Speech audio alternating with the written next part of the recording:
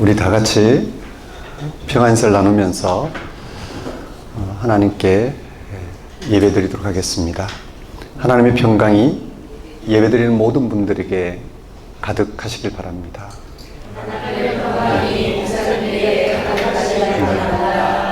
서로 돌아보시면서요.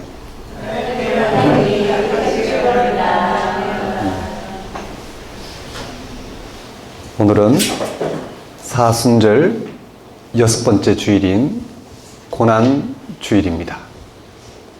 하나님의 아들이신 예수님이 세상에서 당하신 고난을 가장 절절히 기억하는 날입니다. 우리와 똑같은 육신의 몸으로 오신 예수님은 기꺼이 죽음의 고난을 받아들이시고 영원한 생명을 취하심으로 우리의 그리스도가 되셨습니다. 예수님의 고난은 인간의 절망이 무엇인지를 말하면서 동시에 그것의 극복을 가리킵니다. 우리 모두 고난이 없을 수 없습니다. 고난이 없는 삶은 비현실입니다. 고난을 극복하는 길은 예수님을 통한 하나님의 부활 생명에 이르는 길입니다.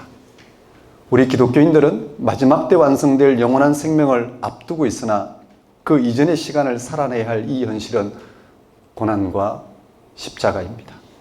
예수님의 십자가 이미 영원한 생명인 부활의 빛이 은폐의 방식으로 비추고 있는 것처럼 고난 주일을 보내는 우리 인생에도 부활 생명의 빛이 비치고 있습니다.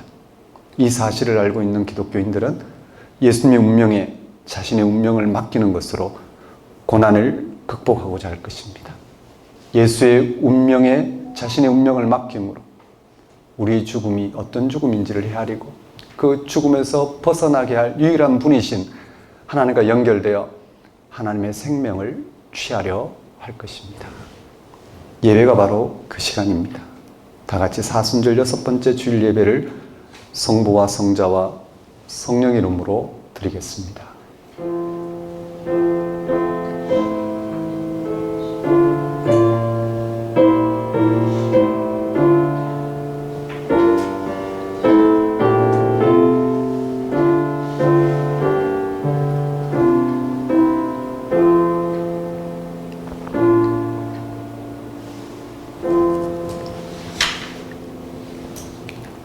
주 여호와께서 학자들의 혀를 내게 주사 나로 공고한 자를 말로 어떻게 도와줄 줄을 알게 하시고 아침마다 깨우치시되 나의 귀를 깨우치사 학자들같이 알아듣게 하시도다.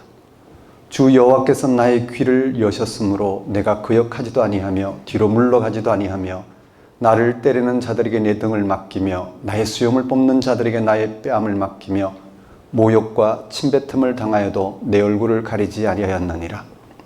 주 여호와께서 나를 도우심으로 내가 부끄러워하지 아니하고 내 얼굴을 부싯돌같이 굳게 하였으므로 내가 수치를 당하지 아니할 줄 아노라. 나를 의롭다 하시는 이가 가까이 계시니 나와 다툴 자가 누구냐? 나와 함께 쓸지어다. 나의 대적이 누구냐? 내게 가까이 나올지어다. 보라, 주 여호와께서 나를 도우시리니 나를 정죄할 자가 누구냐?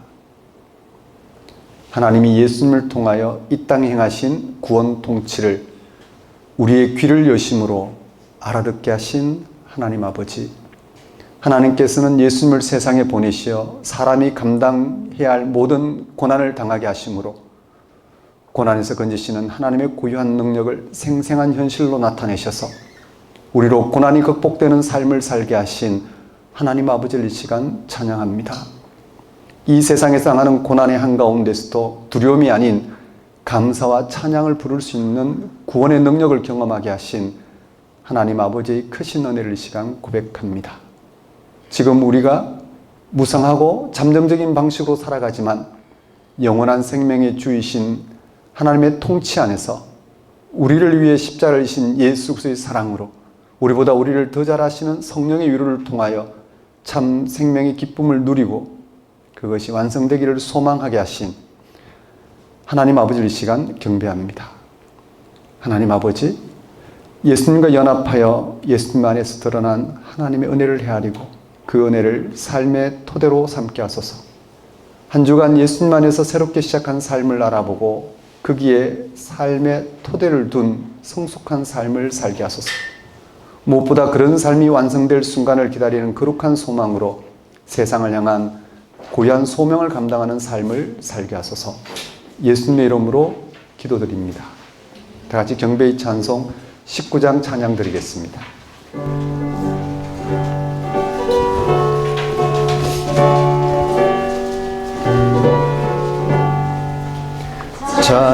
찬송하는 소리서 사랑 기뻐하도다.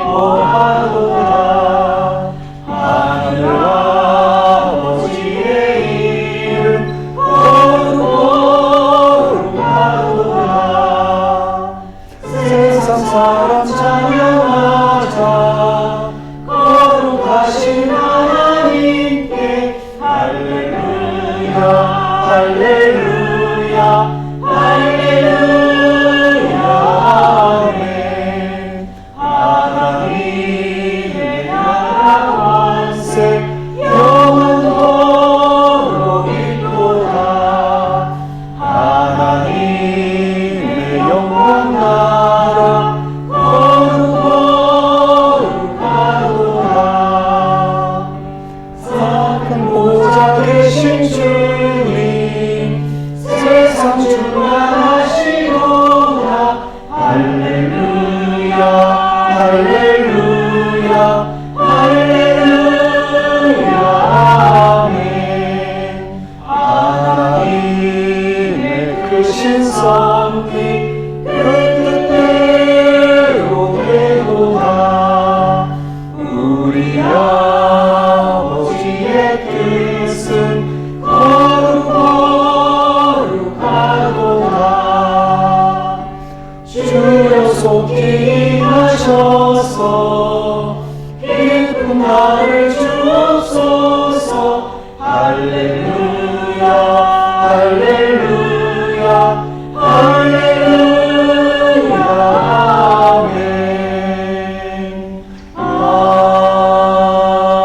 아멘. 같이 사도신경으로 신앙 고백하시겠습니다. 나는 전능하신 아버지 하나님 천지의 창조주를 믿습니다. 나는 그의 유일하신 아들 우리 주 예수 그리스도를 믿습니다. 그는 성령으로 잉태되어 동정녀 마리아에게서 나시고 본디오 빌라도에게 고난을 받아 십자가에 못 박혀 죽으시고 장사된 지 사흘 만에 죽은 자 가운데서 다시 살아나셨으며 하늘에 오르시어 전능하신 아버지 하나님 우편에 앉아 계시다가 거기로부터 살아있는 자와 죽은 자를 심판하러 오십니다. 나는 성령을 믿으며 거룩한 공교회와 성도의 교제와 죄를 용서받는 것과 몸의 부활과 영생을 믿습니다. 아멘. 이 시간은 자매의 시간입니다.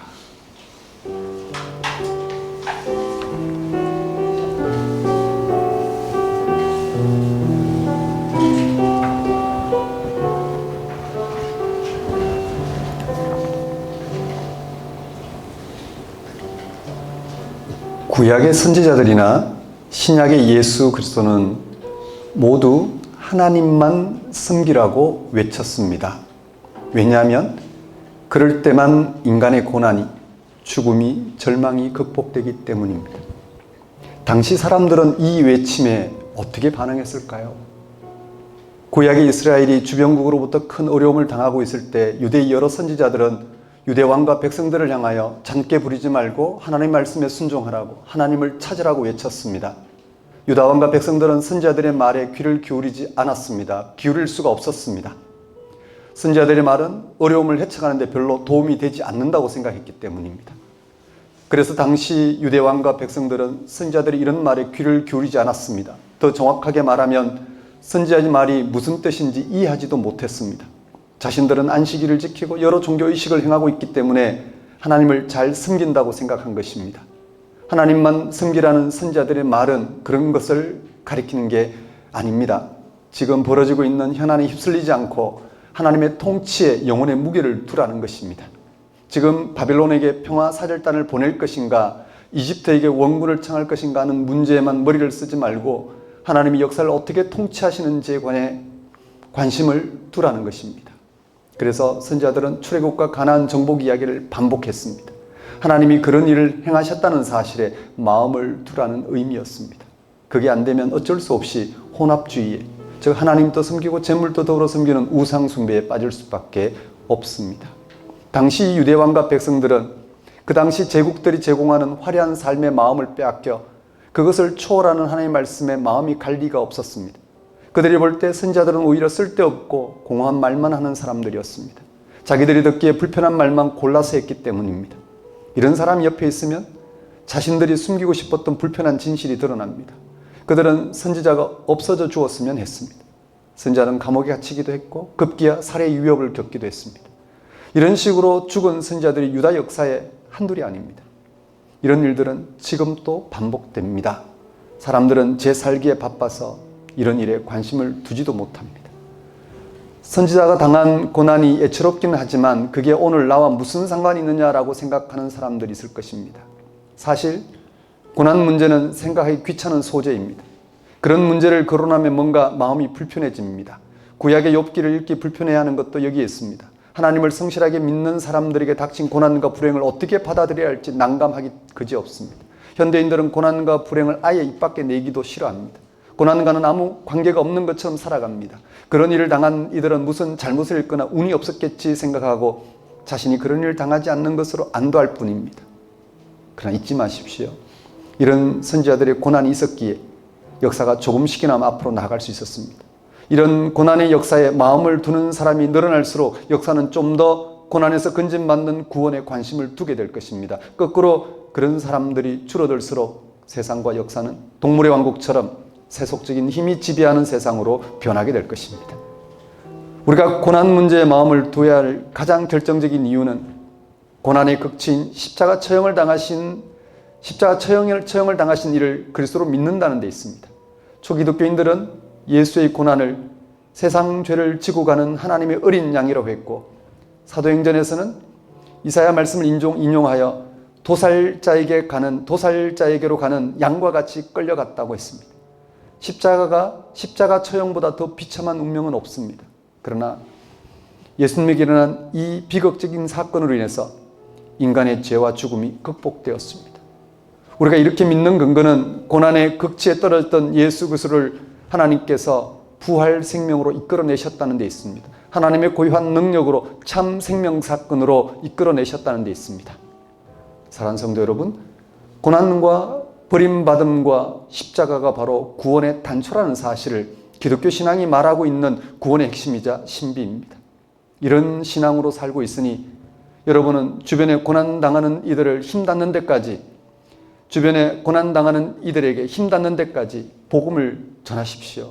그리고 여러분이 혹시라도 고난당할까? 불행해질까? 너무 두려워하지 마십시오. 예수님을 통해서 죽음까지 극복되었는데 더 이상의 무엇을 두려워할 필요가 있겠습니까? 그런 두려움은 허상에 불과합니다. 그런 허상에 빠지면 하나님께 마음을 둘 수가 없습니다. 역설적으로 하나님을 옳게 믿는 사람들에게는 그 고난의 자리마저 구원의 자리가 될 것을 잊지 마십시오. 우리가 당하는 모든 고난의 자리는 예수 그리스도를 통해 연결된 하나님에 의해 드러나야 될 생명의 자리입니다. 그런 생명의 자리를 확인하고 살아가는 것, 그것이 우리 기독교 신앙의 여정입니다. 한 주간의 삶을 돌아보십시오. 여러분은 이 세상에 무엇에 마음을 두고 사셨는지요? 정말 그리스도 안에서 하나님과 연결되어 하나님의 생명 사건을 붙들고 그것을 빛삼아 반사하는 삶을 사셨는지, 아니면 오히려 그걸 가리고 세상살이의 열망에 떨어져 자기를 내세우며 남을 부러워하며 그렇게 사셨는지. 분명한 것은 우리가 이 세상에서 어떤 모습으로 살든 그리스도 안에서 연결된 하나님에 의한 고유한 생명 사건이 아니고는 우리는 그저 꺼져가는 촛불에 불과합니다.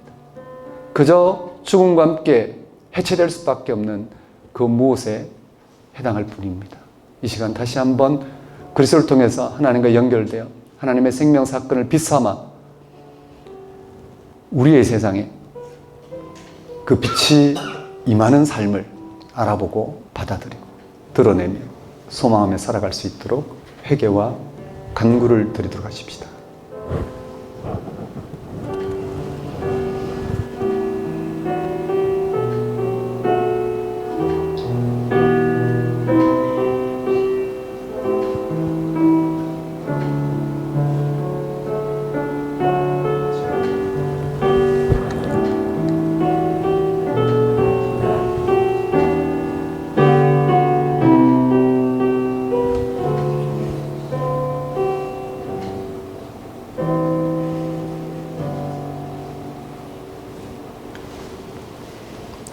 하나님 아버지, 고난과 죽음이라는 절망적인 이 운명을 안고 살아가는 오늘 우리 가운데 십자가 달리신 예수를 통하여 고난과 절망적인 죽음에서 건져낼 하나님이 가장 분명한 방식으로 나타나 그 하나님과 연결되어 하나님의 생명을 취하게 된 오늘 우리들이 지금의 세상을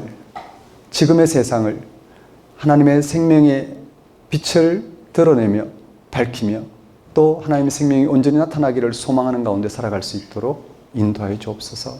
그렇지 않으면 이 세상에 가짜 빛, 가짜 생명의 속아 우리의 삶을 허비할 수밖에 없으니 또 허비할 뿐만 아니라 그 속에서 온갖 고통과 갈등과 절망을 겪을 수밖에 없으니 그런 우리로 하여금 이 시간 예수 그리스도를 믿음으로 말미암는 하나님의 생명 사건에 더욱 붙들릴 수 있도록 인도하여 주옵소서.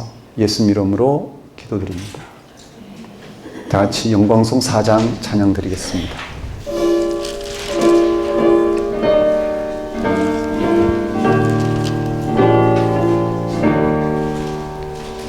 성부 성자와 성령 영원히 영광 받으옵소서. 태초로 지금까지 또 이 영원무 성삼위께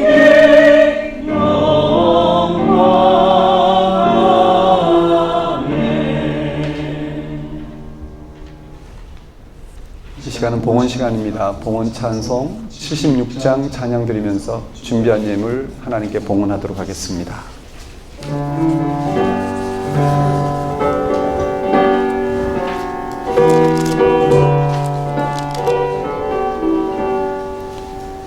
창조의 주 아버지께 감사 찬송 드립니다.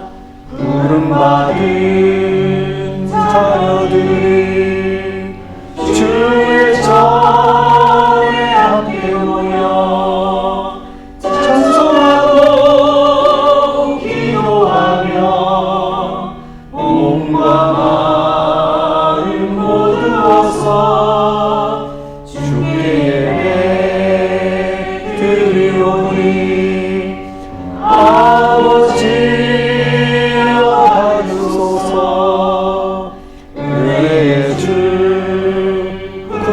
주여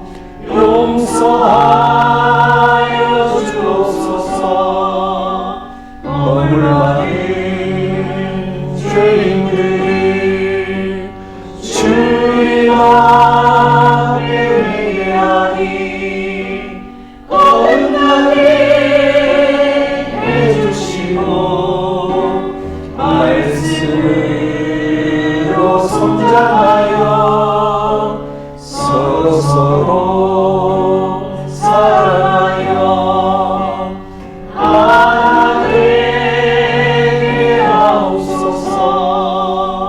능력의 주 성령이여 새 마음을 주옵소서.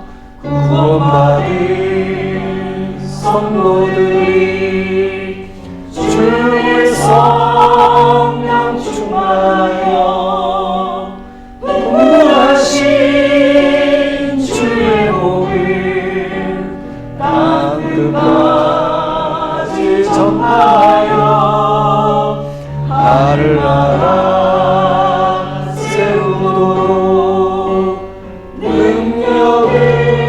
능력으로 이끄소서.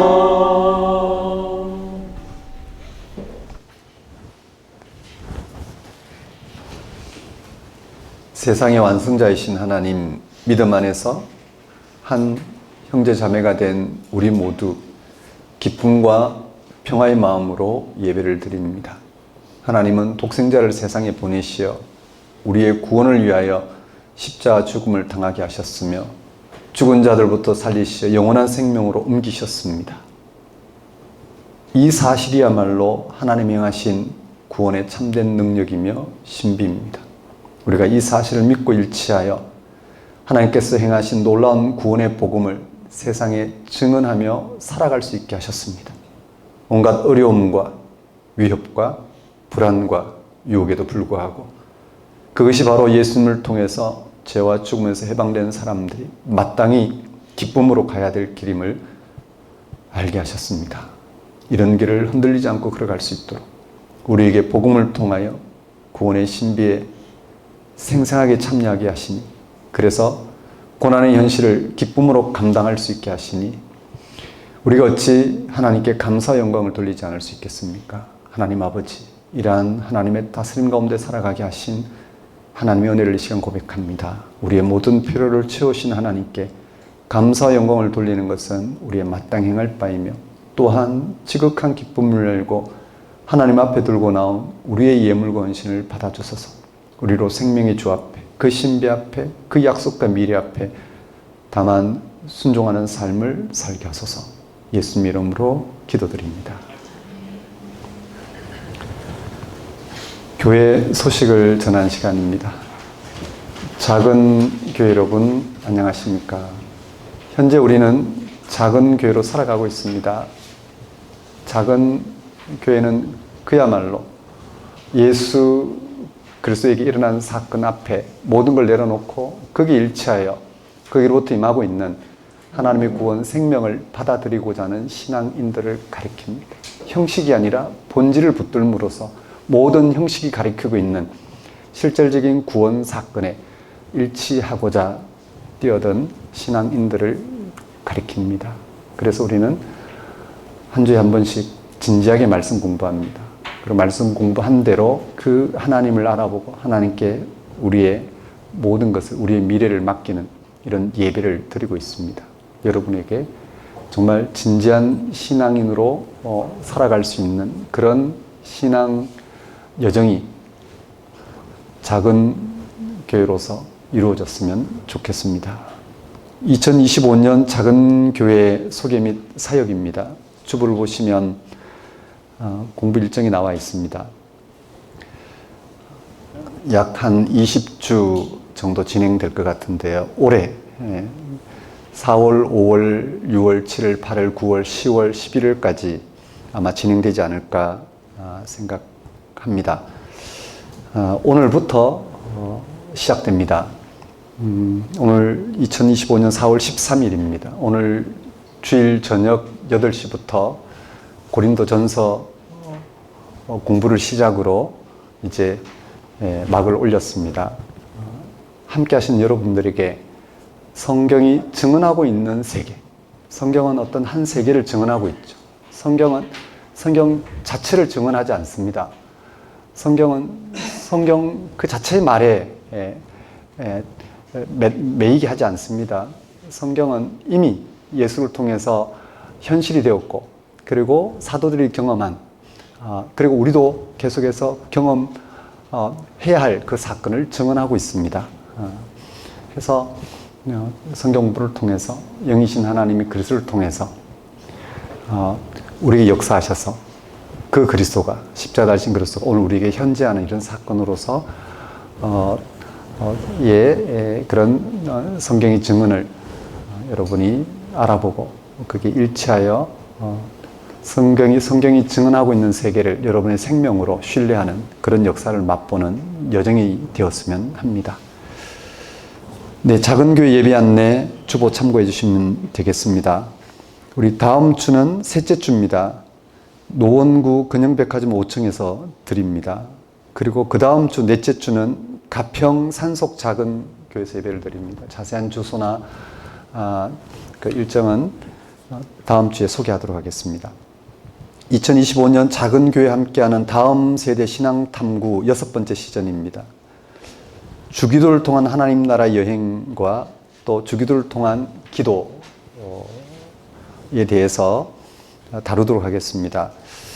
주보를 참고하시면 될 것 같습니다. 다음 주에 좀 더 구체적으로 공지하도록 하겠습니다. 헌금에 대한 문의도 주보를 참고하시면 될 것 같습니다. 그럼 오늘 우리에게 주신 하나님 말씀 보겠습니다.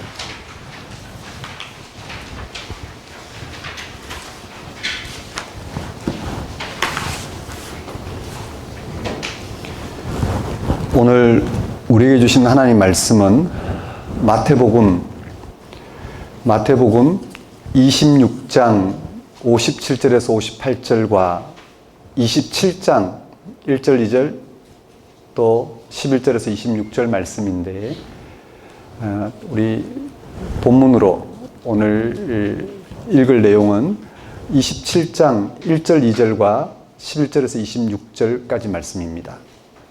설교는 26장 57절 이하 27장 26절까지인데, 오늘 본문 봉독은 27장 본문만 봉독하도록 하겠습니다. 제가 받들어 봉독하도록 하겠습니다. 27장 1절 2절입니다. 새벽에 모든 대제사장과 백성의 장로들이 예수를 죽이려고 함께 의논하고 결박하여 끌고 가서 총독 빌라도에게 넘겨주니라. 27장 11절에서 26절까지 말씀입니다. 예수께서 총독 앞에 섰음에 총독이 물어 이르되 네가 유대인의 왕이냐?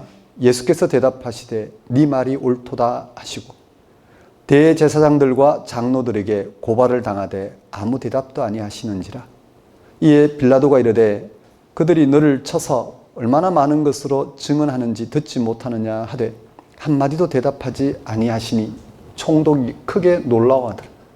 명절이 되면 총독이 무리의 청원대로 죄수 한 사람을 놓아주는 전례가 있더니 그때 바라바라는 유명한 죄수가 있는데 그들이 모였을 때에 빌라도가 물어 이르되 너희는 내가 누구를 너희에게 놓아주기를 원하느냐? 바라바냐? 그리스도라는 예수냐 하니 이는 그가 그들의 시기로 예수를 넘겨준 줄 알미더라. 총독이 재판석에 앉았을 때에 그의 아내가 사람을 보내 이르되 저 오른 사람에게 아무 상관도 하지 마옵소서.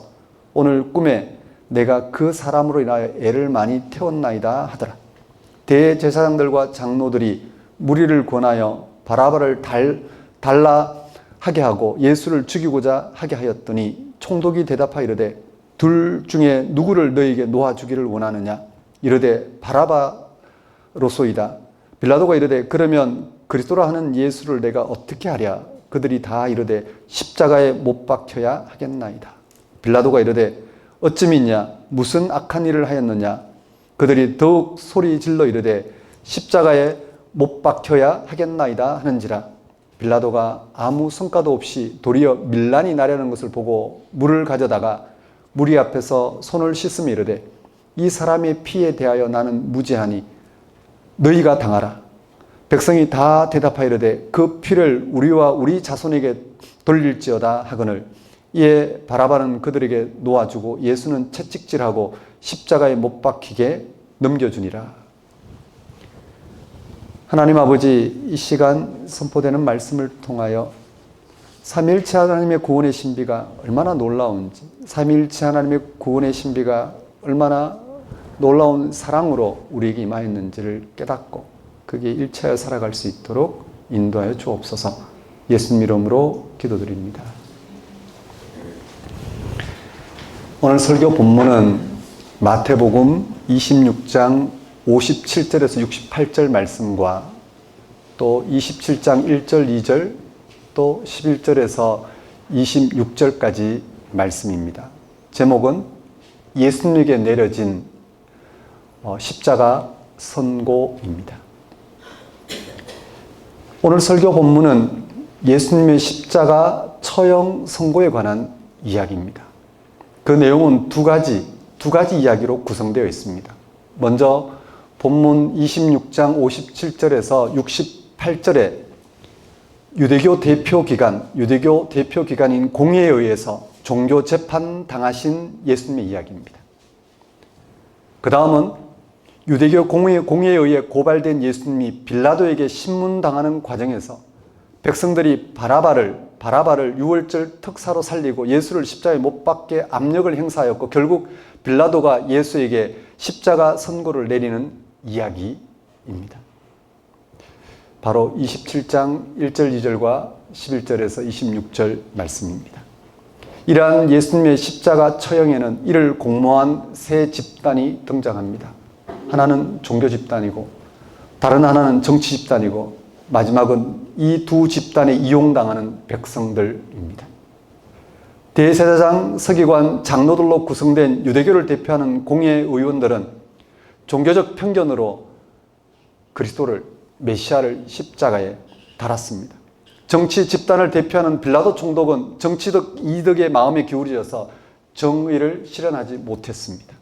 백성들은 판단력이 없어서 종교와 정치 이용당해 그리스도를 거부했습니다. 이들로 인해서 예수님은 십자가 처형을 당했습니다. 오늘 설교는 그리스도 살해에 가담한, 그리스도 십자가 처형에 가담한 세 부류의 집단을 살펴보면서 오늘 우리는 어디에 서 있는지 확인해 보도록 하겠습니다. 빌라도에 의해서 사형 선고를 받기에 앞서 예수님은 유대교 공회의 종교 재판에서 사형당해야 할 범죄자로 선고받았습니다. 유대교의 공회는 로마가 인정하는 유대인 자치기구입니다. 그 구성원은 총 71명으로 되어 있습니다. 의회원들이죠.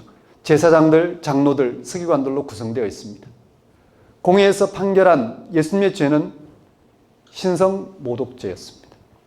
예수가 그리스도를 참칭했다는 것입니다. 그 사건의 전말은 이렇습니다. 유대교의 최고 종교 사법기관인 공회의 대제사장과 서기관과 장로들에 의해 예수님은 겟세마네 동산에서 기도드리다가 체포당했습니다. 그리고 대제사장의 관저로 끌려갔습니다. 마태복음 26장 57절 이하에 따르면 체포당한 예수님은 당일 밤에 재판을 받았습니다. 그들은 예수를 죽일 작정으로 증거를 찾기에 혈안입니다.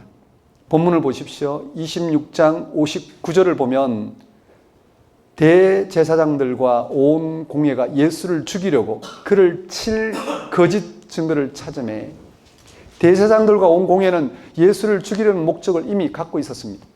공회는 여러 길을 통해 예수님에 대한 정보를 입수했을 것입니다. 백성들이 예수에게 어떻게 환호했는지, 또 안식일 논쟁이 어떻게 전개되었는지 말입니다. 급기야 성전에서의 소동을 목격했습니다.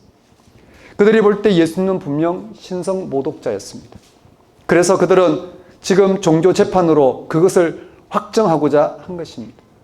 공회원들이 믿음이 없다거나 식견이 없어서 예수를 신성모독자로 모은 것은 아닙니다. 예수님에게는 하나님의 아들 또는 그리스도라는 사실을 증명할 만한 표적이 없었다는 게 문제였습니다. 예수님은 표적을 그들이 요구하는 표적을 거절하셨습니다. 공회는 기존의 그리스도관에 고정되어 있었기 때문에 그들이 판단하는 하나님 나라와는 전혀 다르게 전하시는 예수님의 발언과 행동을 받아들일 수 없었습니다. 그리스도 논쟁에서 서로 충돌할 수밖에 없었습니다. 결국 예수님은 제거되어야 될 제1호 대상으로 결론이 내려졌습니다.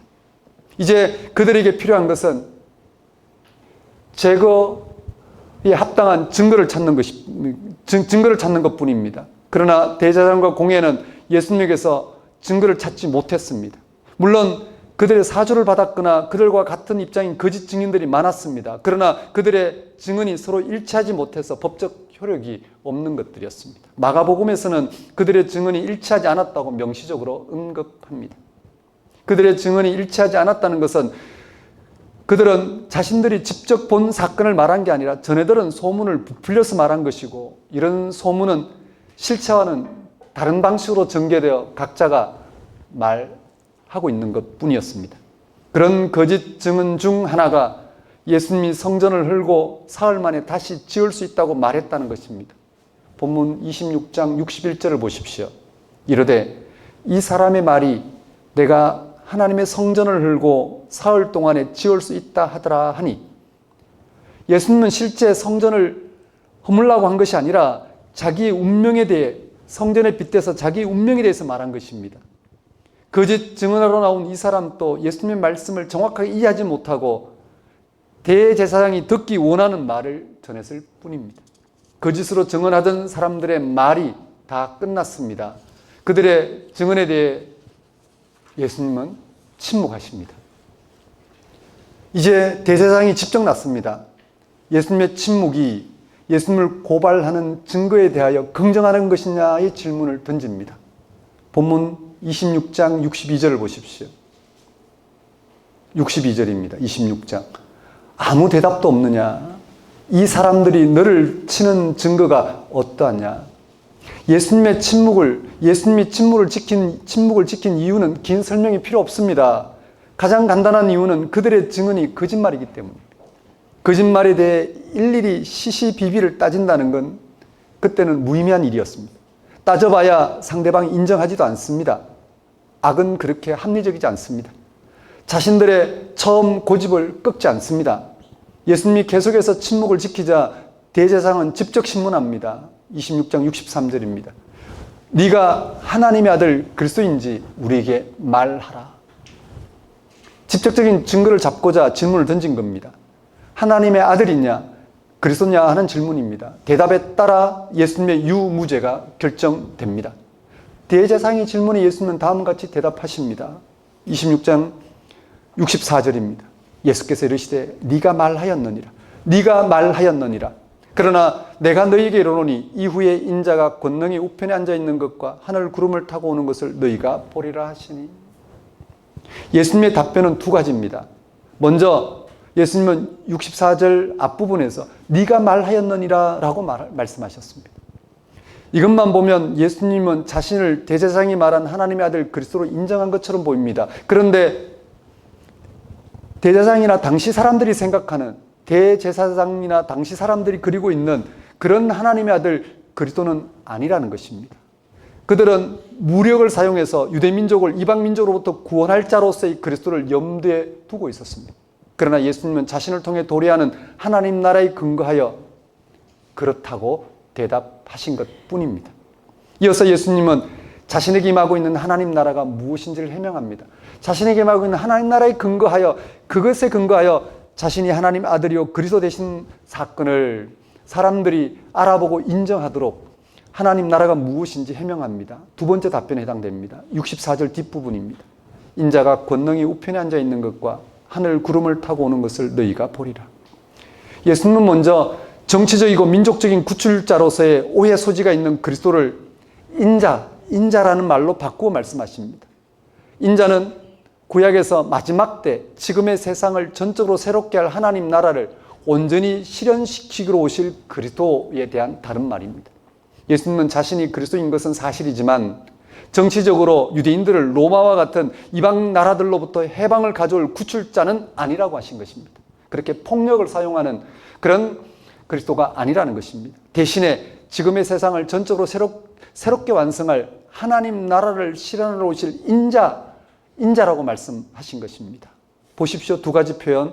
인자가 권능의 우편에 앉아있는 것을 또 구름을 타고 오는 것을 너희가 보리라 라는 이런 표현은 앞으로 예수님에게 일어날 일들과 관련이 있습니다. 앞으로 예수님에게 일어날 일들은 그의 죽음입니다. 부활입니다. 승천입니다. 이런 일련의 사건에서 예수님이 전한 하나님 나라가 드러나면 그 나라를 전하러 오신 하나님의 아들 그리스도인 것을 그들이 알아보게 될 것이라는 말씀입니다. 이 말을 들은 대제사장은 자기 옷을 찢었습니다. 보통 옷을 찢는 행위는 하나님을 모독하는 상황에 대한 참담함을 표현하는 것입니다. 대제사장이 자기 옷을 찢으면서 예수님을 신성 모독자로 정죄했습니다. 유대인들이 바라는 그리스도의 역할을 조금 더 하지 못한 예수님은 하나님이 보내신 자거나 하나님의 아들일 수는 없었습니다. 그런 그가 자신을 하나님 아들로 그리스도로 주장하다니 용납할 수 없는 사실입니다. 그런 자는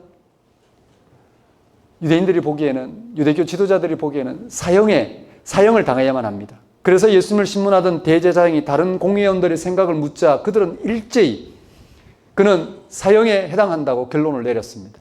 본문 26장 66절을 보십시오. 너희 생각은 어떠하냐? 예수를 신문하던 대제사장이 물었습니다. 같은 공회원들에게 물었습니다. 그러자 그들은 모두가 일제히 그는 사형에 해당하니라 라고 답변했습니다. 이어서 공회원들은 행동과 말로 예수를 조롱하기 시작했습니다. 예수님 얼굴에 침을 뱉기도 하고 주먹으로 치기도 하고 손바닥으로 때리면서 그리스도야 누가 너를 때렸는지 맞춰보라고 조롱했습니다. 이러한 행위는 예수님의 신성 모독죄에서 자신들은 분리되어 자신들의 깨끗함을 증명하는 시도이기도 했습니다. 폭력을 사용하면서 자신들은 그 불의함에서 벗어나 있다는 사실을 외적으로 그렇게 증거하고자 했습니다. 하지만 그들은 거기까지입니다. 유대교의 공회는 예수님을 처형할 수가 없었습니다. 당시 유대교 총독인 빌라도에게 신병을 넘겨야만 했습니다. 왜냐하면 최종적인 재판권은 로마 법에 의해 결정이 되어야 했기 때문입니다. 유대교의 공회는 예수님을 그래서 빌라도에게 넘겼습니다. 사건이 종교의 차원에서 정치적 차원으로 전환되는 대목입니다. 빌라도가 예수님을 신문하게 된 직접적 동기는 유대교 공회의 고발입니다. 빌라도는 공회의 이런 요구를 무시할 수 없었을 것입니다. 그럴 만합니다. 총독의 가장 큰 임무는 관할 지역의 치안을 안정시키는 것입니다. 이를 위해서는 지역 지도자들의 도움을 받는 일이 가장 중요합니다. 빌라도는 예수님에게 묻습니다. 27장 11절입니다. 네가 유대인의 왕이냐? 이 질문은 예수님이 지난밤 대제사장에서 받은 질문과 직접적으로 연결됩니다.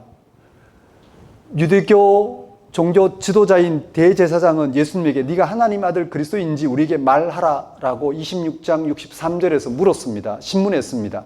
그러나 빌라도는 정치적으로 네가 유대인의 왕이냐라고 물었습니다. 이 두 질문에는 공통점과 다른 점이 있습니다.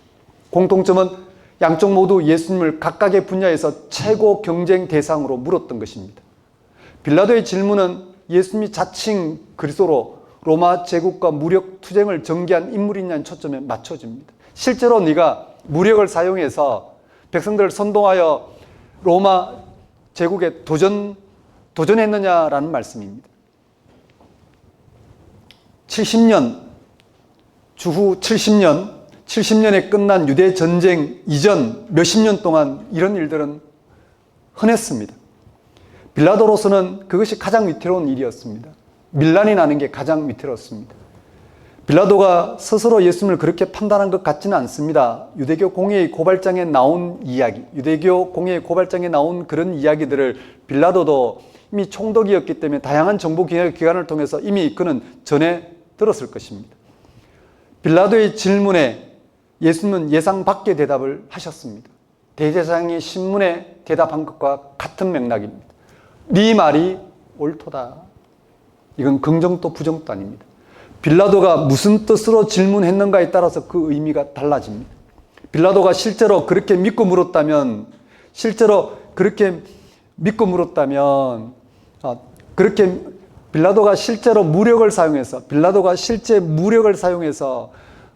로마에 대적할 그런 인물이란 사실을 믿고 물었다면 부정적입니다. 그렇지 않고 종교적으로 예수께서 들으신 하나님 나라의 관점에서 그가 물었다면 긍정적입니다. 또 다른 방식으로는 실제로 빌라도가 그렇게 믿고 물었다면 긍정적인 대답이고 별 무게를 두지 않고 근성을 묻다면 부정적인 대답입니다. 빌라도가 예수를 어떻게 생각하고 물었냐에 따라서 대답은 긍정적일 수 있고 부정적일 수 있다는 말씀입니다. 예수님의 대답이 긍정도 부정도 아닌 탓에 유대교 공회원들인 대제사장과 장로들이 다시 나서서 고발했다고 합니다. 풀려날까 봐 겁이 났겠죠. 소문으로 제기된 다양한 혐의들을 들어 계속 고발했을 겁니다.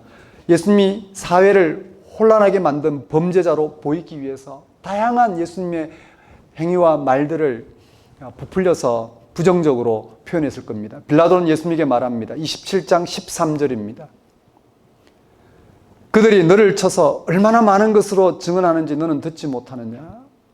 이 사람들의 고발에 대해서 한번 네가 너 자신을 방어해보라는 말입니다.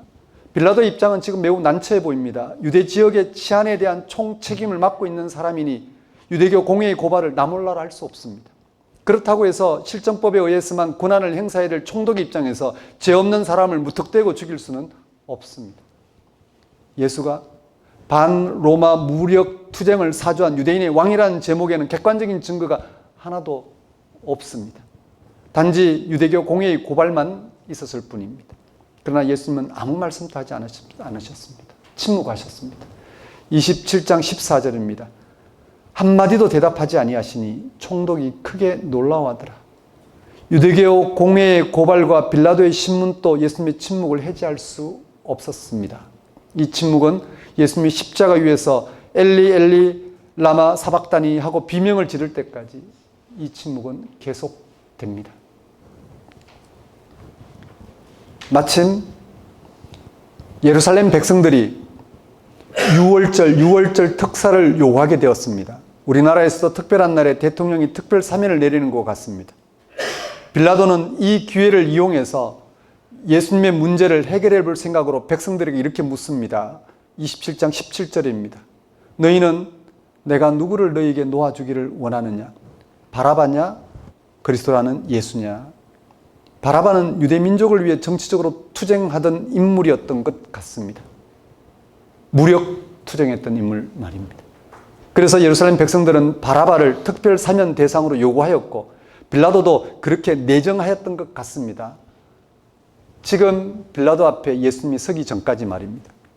그런데 빌라도는 그런 결정을 뒤로 하고 백성들에게 새로운 선택의 기회를 줍니다. 빌라도가 이렇게 한 이유는 유대교 공회가 예수님을 시기하여 거짓 증거로 고발했다는 것을 알고 있었다고 합니다. 알고 있었기 때문이고 그의 아내가 그에게 사람을 보내어 예수님이 옳은 사람인 것 같다라고 한 것에 영향을 받았기 때문입니다. 본문 27장 17절, 27장 18절 19절입니다. 그래서 빌라도가 언급한 바라바와 예수님은 여기서 빌라도가 언급한 바라바와 예수님은 어떤 관계일까요? 빌라도가 바라볼 때, 또 유대교 지도자들이 바라볼 때, 백성들이 바라볼 때, 빌라도와 바라바와 예수님의 관계는 어떻게 보였을까? 또 실질적으로 오늘 우리가 이 말씀의 근거에서 바라볼 때 바라바와 예수님은 어떤 질적인 차이가 있을까? 바라바와 예수님은 똑같이 세상의 혁명적인 변화를 요구했습니다. 차이가 있다면 바라바는 폭력을 통해서 정치적인 변화를 이끌어내려고 했다면 예수님은 철저한 비폭력을 통해서 하나님 나라에 의한 전적인 변화, 즉 영적인 변화를 끌어내려고 했습니다. 정치적인 변화는 구체적입니다. 백성들이 살아가는 일상 자체를 인간다운 삶의 수준으로 끌어올리는 힘입니다. 백성들이 주체로 서는 민주주의와 경제 정의가 정치적인 변화입니다. 오늘날로 말하면 오늘 우리가 살아가는 모든 과정이 이것과 연결되어 있습니다. 돈을 벌고 집을 장만하고 자식을 교육시키는 모든 과정이 정치적인 영역입니다. 이것과 상관없이 살아가는 건 출가해서 전문적으로 수행하는 사람이 아니면 거의 불가능합니다. 이에 반해서 하나님 나라에 의한 영적인 변화는 궁극적인 것입니다. 정치적인 상황과는 전혀 다른 차원입니다. 무엇을 먹고 마시고 입는 것을 걱정하지 말고 하나님 나라와 그 의를 구하라는 예수님 말씀이 바로 그런 차원을 말합니다. 질서 유지나 강화가 아닌 지금의 질서가 하나님 나라에서 전적으로 새롭게 되지 않으면 안 되는 그런 변화를 받아들이도록 하는 차원입니다. 자칫 이런 영적인 차원이 오해될 수도 있습니다. 현실적인 삶을 부정하고 초월적인 삶만을 추구하는 것을 오해할 수 있습니다. 그렇지 않습니다. 그렇다고 해서 영적인 삶과 현실적인 삶을 적절하게 종합하는 것도 아닙니다.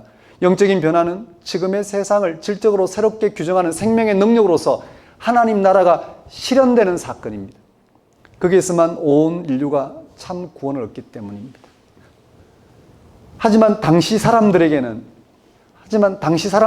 예수님의 사역이 바라바가 시도한 일과 비교할 때 그다지 특별하게 여겨지지는 않았던 것 같습니다.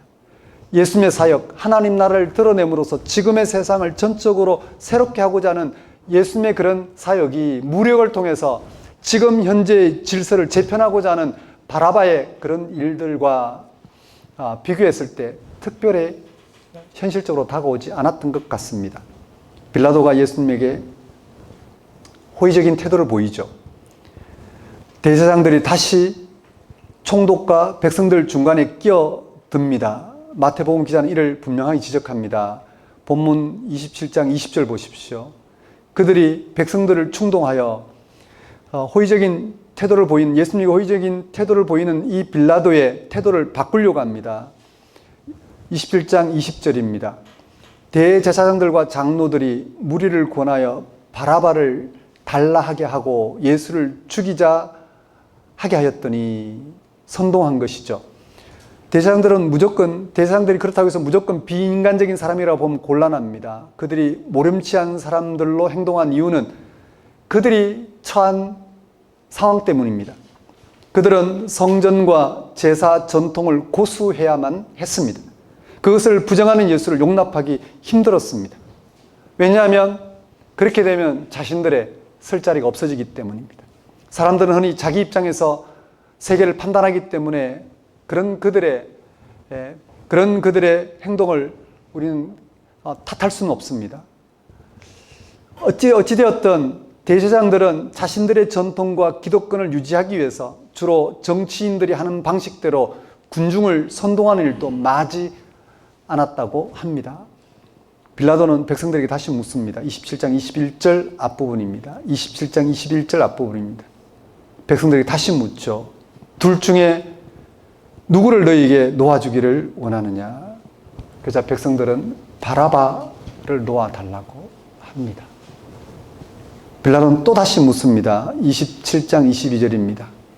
그러면 그리스도라는 예수를 내가 어떻게 하랴? 다시 한번 백성들의 선택의 기회를 줍니다. 백성들은 한 목소리로 소리를 지릅니다. 십자가에 못 박혀야 하겠나이다. 그들은 무력으로 투쟁한 바라바가 그들의 구원을 위한 영웅이라고 생각했을까? 그래서 바라바를 넣어달라고 합니다.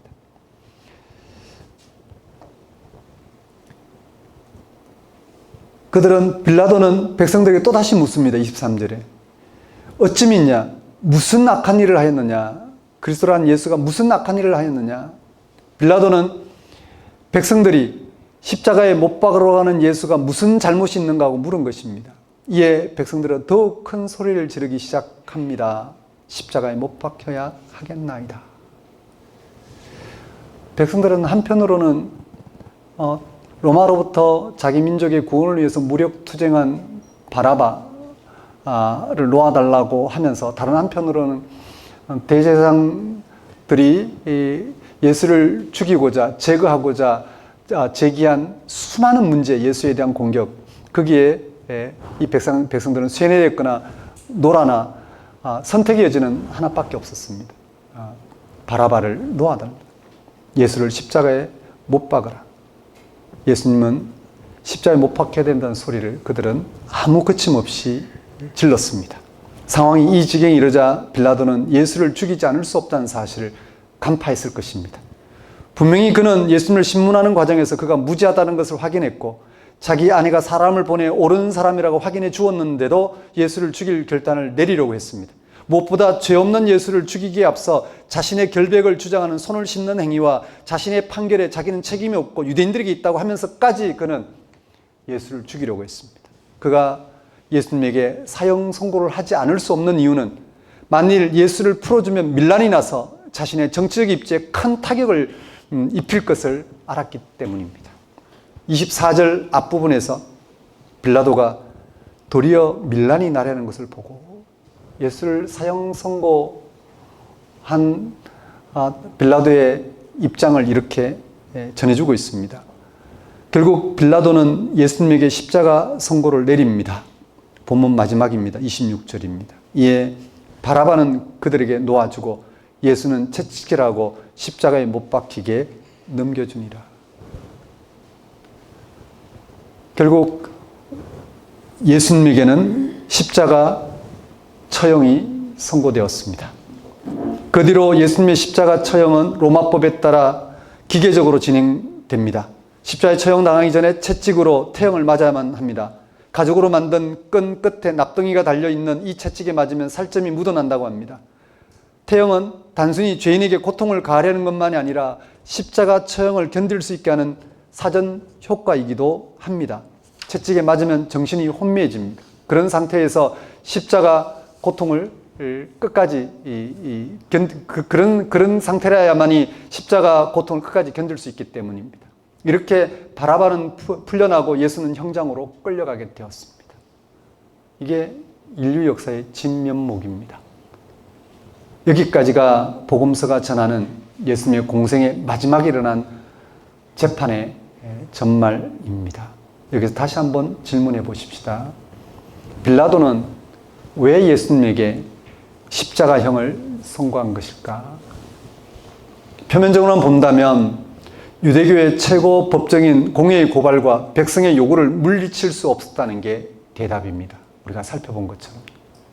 그런데 그렇게만 보면 성경 본문을 너무 나이브하게, 안이하게 보는 것입니다.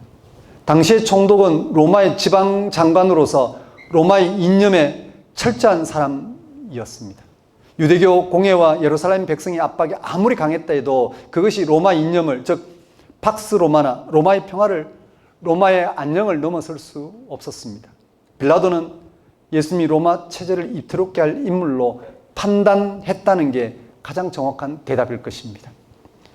기독교와 로마 체제가 갈등을 겪었다는 의미입니다. 가벼운 갈등이 아니라 정체성 자체의 충돌이라고 할 수 있습니다. 여러분이 잘 알고 있는 대로 당시 유럽과 근동을 완벽하게 지배하고 있던 체제가 바로 로마였습니다. 사도신경은 예수님의 고난과 십자가 처형의 책임을 다루고 있는 대목에서 유대교 공회에 대해서는 이런 방구도 없고 오직 본디오 빌라도만 거론합니다. 초기 기독교가 누구와 대립하고 있는지를 거기서 알 수 있습니다. 빌라도로 대표하는 로마법, 로마 체제는 신이나 마찬가지였습니다. 로마 황제에게만 퀴리오스, 즉 주님이라는 명칭을 붙였습니다. 그러나 기독교는 로마 황제가 아니라 예수 그리스도에게만 그 칭호 퀴리오스, 주님이라는 명칭을 붙였습니다. 로마 황제와 예수 그리스도는 경쟁 관계입니다. 마치 구약에서 가나안 바알과 하나님과 경쟁 관계였던 것처럼 말입니다. 이걸 간파한 빌라도는 유대교 공회와 예루살렘 백성들의 요구를 핑계 삼아 나사렛 예수에게 당시 로마인이 아닌 사람으로 반역을 일으킨 사람에게만 해당하는 십자가형을 선고했습니다. 이것은 역사적 사실입니다. 빌라도는 어떤 근거로 예수님이 로마 체제를 위태롭게 할 인물로 본 것일까요? 바라바처럼 무력을 사용하지 않았는데도 어떻게 예수를 바라바보다도 더 로마 체제를 위협할 인물로 상대했을까? 예수님이 직접적으로 로마 정권과 투쟁한 것은 아닙니다. 로마 황제에게 세금을 내야 하는지에 대한 질문에 대해서 예수님은 이렇게 대답하신 적이 있습니다. 가이사의 것은 가이사에게, 하나님 것은 하나님에게. 예수님을 무력적으로라도 로마를 몰아내고 유대 독립을 이루는 혁명 지도자로 보면 곤란합니다. 예수님은 무정부주의자도 아닙니다. 그렇다고 해서 예수님은 정치적으로 세상의 문제를 해결하는 것에도 관심을 두지 않았습니다. 예수님의 관심은 오직 하나님 나라 그 한 가지였습니다. 예수님에게는 하나님 나라만이 절대적인 나라였습니다. 예수님이 공생이 시작하면서 제일 먼저 선포한 메시지가 바로 그것입니다. 회개하라, 하나님 나라가 가까이 왔다. 초기독교는 바로 그 사실에 자신들의 미래를 걸었습니다. 빌라도는 바로 그 하나님 나라가 로마 체제를 위태롭게 한다고 판단한 것입니다. 그가 과연 정확하게 판단한 것일까? 아니면 오판이었을까? 하나님 나라는 눈에 보이지 않아서 신자들이 별로 진지하게 생각하지 않습니다. 기껏해야 죽어서 천당 가는 것쯤으로 생각합니다. 예수님의 비유는 모두 하나님 나라에 대한 것입니다. 그의 치유와 축기와 사제 선포도 모두 임박한 하나님 나라로부터만 나올 수 있고 보증받을 수 있는 사건입니다. 하나님 나라는 하나님의 통치입니다. 생명의 통치입니다. 살리는 능력입니다. 이런 하나님 나라 앞에서는 인간의 모든 체제와 질서는 상대화됩니다. 안식일이라는 유대법도 상대화됩니다. 안식일에 생명을 구하는 것과 죽이는 것 어느 것이 옳으냐 하고 예수님이 질문하신 적이 있습니다. 이에 반해서 빌라도의 로마 이념은 자기들의 세계를 절대화합니다. 거기에 도전하는 세력을 향해서는 가차없이 무력으로 응징을 가합니다. 이런 로마 체제 아래에서 예수님의 하나님 나라는 불가능했습니다. 거꾸로 하나님 나라 안에서 로마 체제는 불가능했습니다. 이런 이야기가 우리의 삶과 거리가 멀게 느껴진다면 유감스럽습니다. 오늘의 빌라도가 누구인지를 돌아보십시오. 오늘의 로마 체제가 무엇인지를 한번 바라보십시오. 오늘 우리의 삶을 가장 강력한 힘으로 억압하는 대상이 누구 또는 무엇인지를 한번 보십시오. 자기를 절대화하는 이념이 무엇인지, 그것을 강압하는 사람이 누구인지를 한번 바라보십시오. 각각의 경우가 다를 겁니다. 그러나 자본주의가 그 중심에 서 있습니다. 오늘 이 세계는 자본주의 논리가 대세입니다. 우리 모두가 돈의 유혹 또는 폭력에 일방적으로 종속되어 있습니다. 개인이 뚫고 나갈 수 없을 정도로 막강한 힘입니다. 이런 체제 아래에서 예수님은 십자가에 달릴 수밖에 없었습니다. 이런 체제 아래에서는 교회도 십자가에 달리는 것 같은 어려움을 겪을 수밖에 없어야 합니다. 다시 말씀드립니다. 자본주의와 같은 체제 아래에서 예수님은 십자가에 달릴 수밖에 없습니다. 이런 체제 아래에서 교회도 십자가에 달리는 것 같은 어려움을 겪을 수밖에 없어야 합니다. 그런데 한국교회가 아주 잘 되고 있다는 것은, 아무런 문제 없이 자기를 내세우고 있다는 것은 하나님 나라와 상관없이 작동된다는, 즉 로마 체제에 철저하게 순응하고 있다는 반증일 것입니다. 2000년 전 하나님의 아들이시며 그리스도이신 예수님은 십자가에 처형당했습니다. 빌라도는 로마 정치에 익숙한 사람이었습니다. 그는 정치를 통해 사회 질서를 유지하거나 강화하면서 그 안에서 자신의 이득을 누리고자 했습니다. 그것은 로마 제국의 질서를 위해 충성하며 그 안에서 자신의 이득을 누리는 것이었습니다. 그런 그의 정치적 이득에 따라서 그리스도 살해의 장본인이 되었습니다. 유대교 공회 지도자들은 종교제도나 질서에 익숙한 사람들이었습니다. 그들은 종교제도나 질서를 유지하거나 강화하는 것을 최우선으로 여겼습니다. 그래야 그 안에서 자신들의 기득권을 유지할 수 있고 자신들이 바라는 것을 보상으로 받을 수 있다고 생각했기 때문입니다. 그런 그들의 기득권과 기대로 인해서 예수님을 오해하였고 하나님 나라를 배척하였습니다. 결국 그들이 기다리던 그리스도를 십자가 처형에 이르게 하였습니다. 그들의 손으로 말입니다. 예루살렘 백성들은 아무런 판단 능력이 없었습니다. 그들은 종교 지도자들과 정치인들의 주장에 세뇌되거나 미혹당하는 데 익숙한 사람들이었습니다. 그들은 종교 지도자들과 정치인들의 주장이 마치 자신들을 구원할 것처럼 여겼습니다. 그 결과 그들은 자신들을 구원하러 오신 예수님을 오히려 십자가에 처형하는데 가담하도록 선동당했습니다. 무력을 사용하는 바나바와 같은 인물을 선호하며 정말 하나님의 사랑으로 세상을 온전하게 위해 세상에 오신 예수를 십자가에 못 박는데 가담했습니다.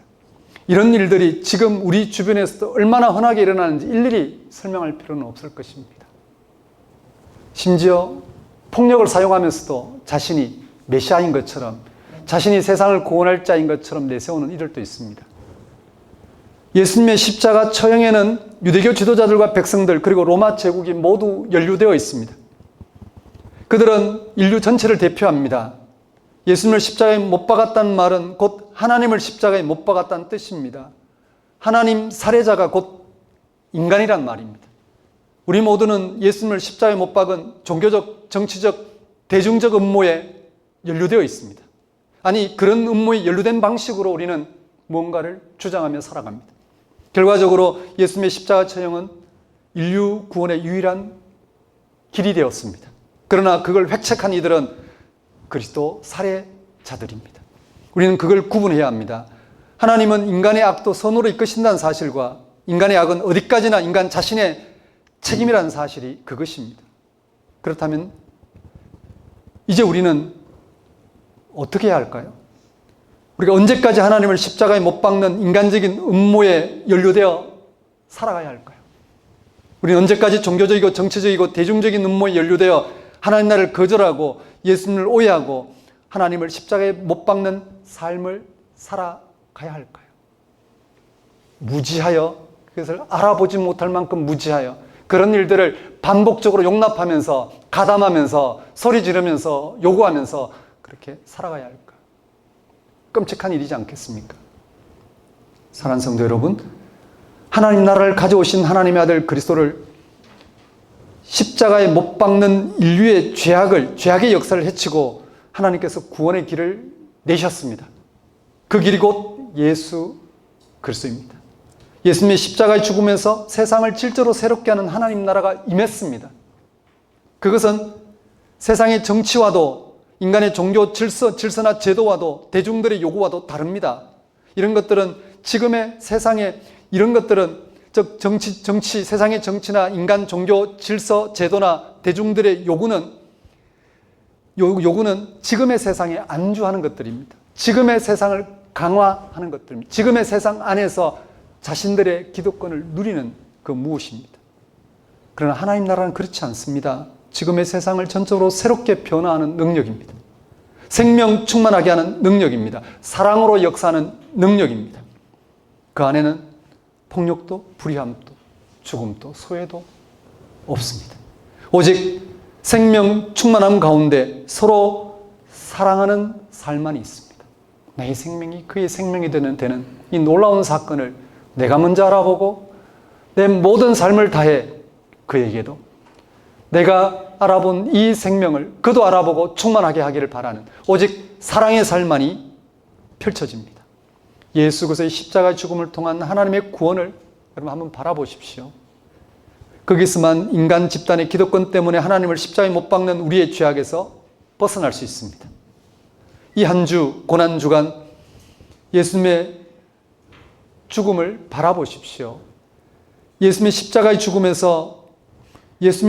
죽음에서 구원의 현실, 생명의 현실로 임하고 있는 하나님 나라를 바라보십시오. 하나님 나라의 현실을 알아보십시오. 하나님 나라가 우리 가운데 임했을 때 이 세상이 어떻게 새롭게 바뀌는지 예수님의 십자가의 죽음을 통해서 예수께서 보이신 그 하나님 나라의 현재적 모습을 여러분 헤아려 보십시오.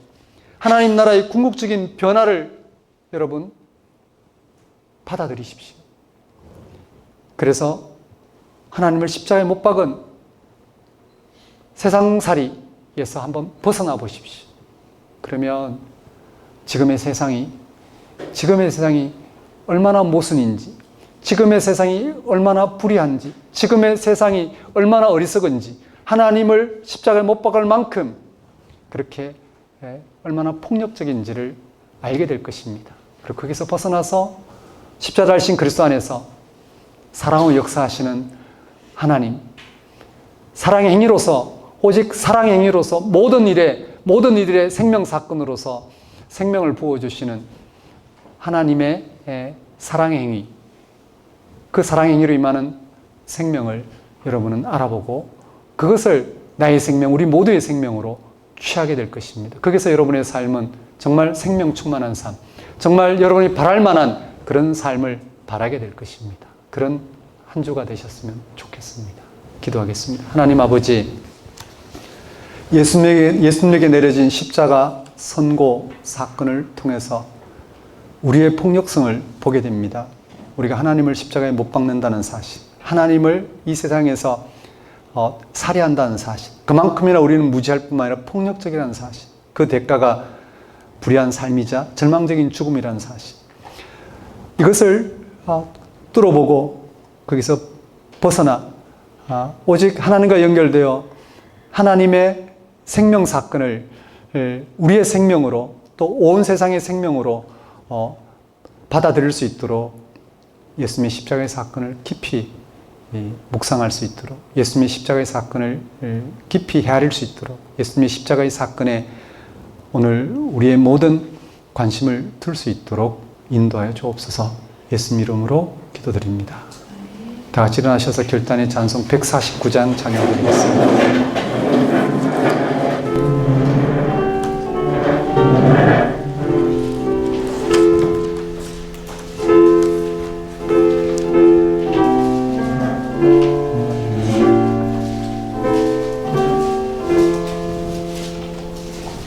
주 달려 죽은 십자가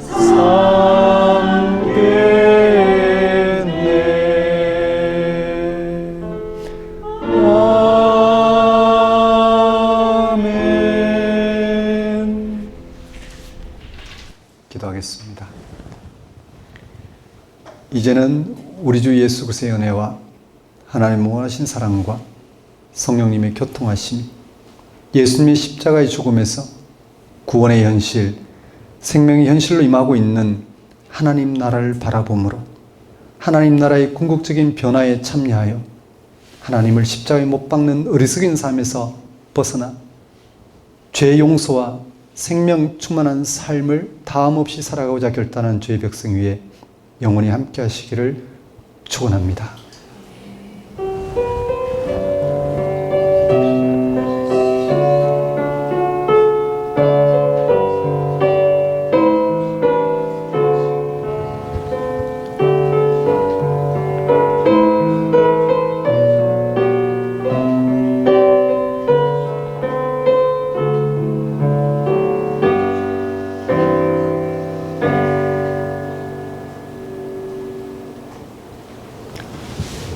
예배를 마치겠습니다.